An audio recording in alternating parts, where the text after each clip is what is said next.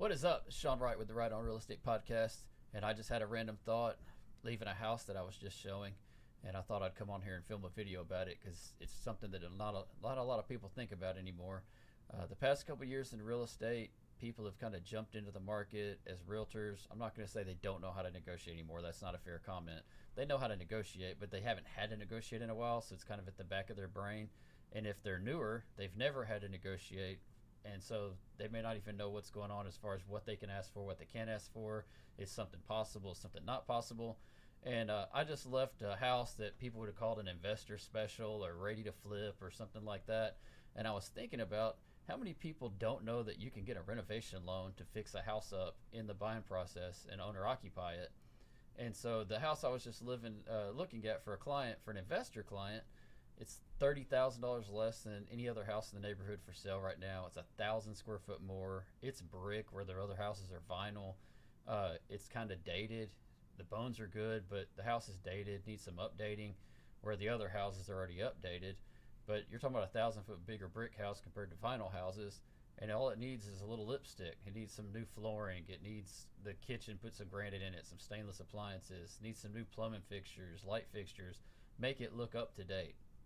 Throw some gray paint on the wall. That's the it color in my area. Your area may be chartreuse or orange or whatever color is popular in your area. In my area right now, gray walls is what sells. So these are things that could easily be done.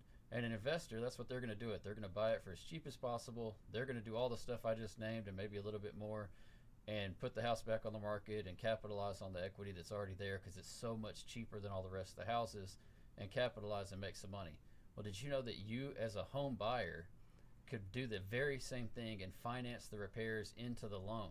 I'm not talking about buying the house, having to put a down payment down for the house, then buying it, then spending a bunch of money to remodel it out of your own pocket and fix it up. That's not what I'm talking about.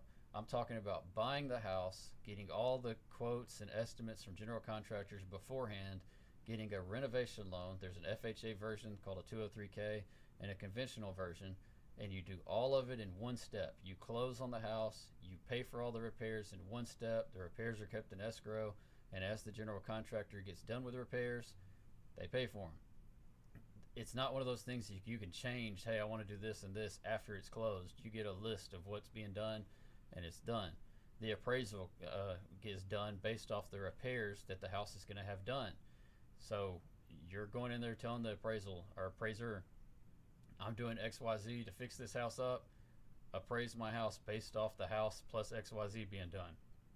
And as long as it appraises, you can buy it. That FHA 203K program, that's 3.5% down to buy the house and do the repairs.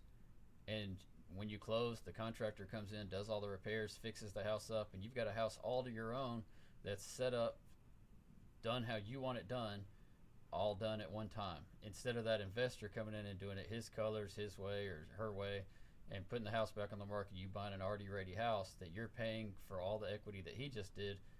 You may be able to do it a little cheaper and not have to pay his overhead also. This is a great thing for people to be able to do that want to fix the house up, that don't have a lot of money. They don't have the money to put the down payment down and do the capital expenditures. They do it all at one time with a renovation loan, and they now are realizing the equity in that house, not the investor, and they're not having to come up with a bunch of capital money after closing to do repairs. It's all done at one time.